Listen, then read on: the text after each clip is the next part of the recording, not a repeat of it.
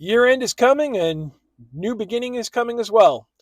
I'm going to give you and share with you some ideas in terms of what you might do to better yourself from a higher education perspective without going down the traditional higher education approach. Welcome, colleagues. George Sloan. This is a joint video that I'm going to put on both the MBA Accelerator channel and the Myford University channel. I'm sitting in the Myford University studio. That is my Ford F-150. Um, One of the things that I try to do at the end of the year is obviously squeeze out a few more things that I wanted to get done on my to-do list. And I'm sure you're in the same boat if you're eager and ambitious to improve yourself. I'm going to share some ideas that you can use going forward into the new year. One of the things that you should always be doing is reassessing. I mean, you probably had some goals at the beginning of the year, and you should be looking at, hey, how did I do? Did I finish anything? Are there any loose ends? Um, Give yourself a pat on the back for getting certain things done.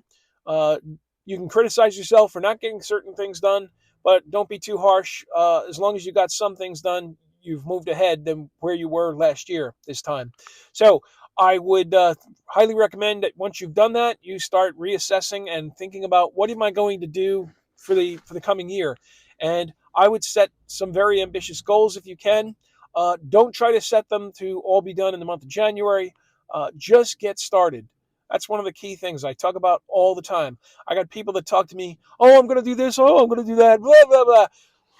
You want to make sure that you're getting things done. Uh, should you tell other people? Maybe. If you were looking for some accountability, sometimes it pays. Other times, I tend to keep things quiet. I keep my mouth shut. I just do it, and then I let the work speak for itself. So there are two different approaches. Sometimes accountability pays, and you should tell people, and sometimes silence pays because you don't need someone nitpicking you along the way.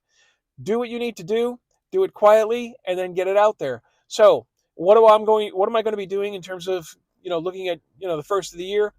I'm going to be putting together additional education ideas for myself and for these channels. I'm going to be putting together some personal goals, and I will share some of those with you. I'm going to be looking at my own personal health and fitness goals. I was doing quite well, ran into a couple little problems, and I need to get back on the horse. So, again, be honest with yourself and be honest with others. Quite frankly, if you're doing and getting certain things done, you're probably ahead of 99% of the people out there because most people are just talkers and they're not doers. Don't feel bad. Don't get down on yourself. Make sure that you're just plugging away. You might be looking at a mountain in front of you, and much like my analogy that I always talk about, how do you eat the elephant one bite at a time? Well, how do you break down that mountain? One chip or hammer at a time. Bang away at it. Knock off little things. One of the tricks that I tend to use, and I'm going to share it with you right now, is there are people who say, "Oh, tackle the hardest things first." I sometimes say, mix it up a little bit. Put a couple easy ones in there, rack up a couple little easy wins, and then do something a little more difficult. And then get yourself into a momentum. And as you start, racking up those wins and stacking them, then suddenly you go, you know what?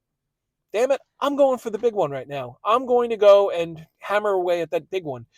That's an approach that you can do. Mix it up. But here's the critical thing. Write it all down. Set dates, set milestones, and don't be afraid if you're running a little bit behind on things or you have to move things back. But as long as you're making forward progress, you're making progress. Don't get bogged down with the idea, oh, I thought I'd have this done by the end of January, but I got it done at the end of February. You know what? It's done. Great job. Give yourself a pat on the back. Give yourself a small reward. I'm going to talk about some of the rewards that I use for myself. Um, I'll give you a hint. I'm not a big, high value watch collector, but I do have a little watch collection. I like simple, stylish, affordable watches, and I use those in many times as my little reward. And I'll talk about that in a separate post. It's kind of funny. I have a story behind most of them, and the idea is when you hit a milestone or you get a certification, for example, get yourself a little reward, or treat your friend, your partner, or whoever to a meal and celebrate even the little wins, because the little wins, as they say, you can stack them up and make big wins. So when it comes to setting your goals, be ambitious, lay them out, write them out, make sure that they have, defined wins. What defines a win? What date do you want to have it done by? Um, write out what some of the possible challenges are. Give yourself an incentive. What kind of little reward are you going to give yourself for achieving it? And get it started. And as I say, make sure you mix it up. Do some of the easy stuff first to build some momentum, then do some medium difficulty ones, and then go for the big one. Go for the one that's really, a challenge. Say it's a big certification, for example. Maybe you do some quick little certifications, or maybe you want to get a certain number of books read. You know, Sometimes people want to do a book a week. Well, doing a 300-page book in a week is sometimes a little bit of a challenge. But there are some really great books out there, for example, that are 50 to 150 pages, and you can bang out one a week. And it's not the quantity, it's the quality. Go and set yourself up for success.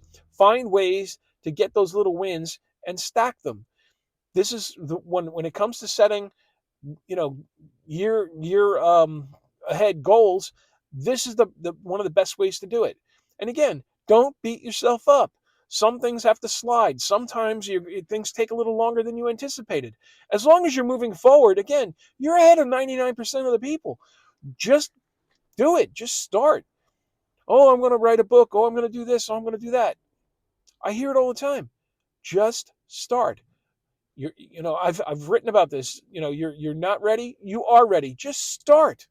Just start doing it. And again, as long as you're making forward progress, you're making progress. Is it going to move as quickly as you like? Sometimes things are glacial. They move very slowly. Other times it's light speed. So don't beat yourself up. Keep moving forward and give yourself little rewards. I'm going to share more on these kind of concepts to help you, because again, you should be self-curating your continuing lifelong learning and your higher education. And again, you can do it in ways where you don't have to use the traditional higher education system.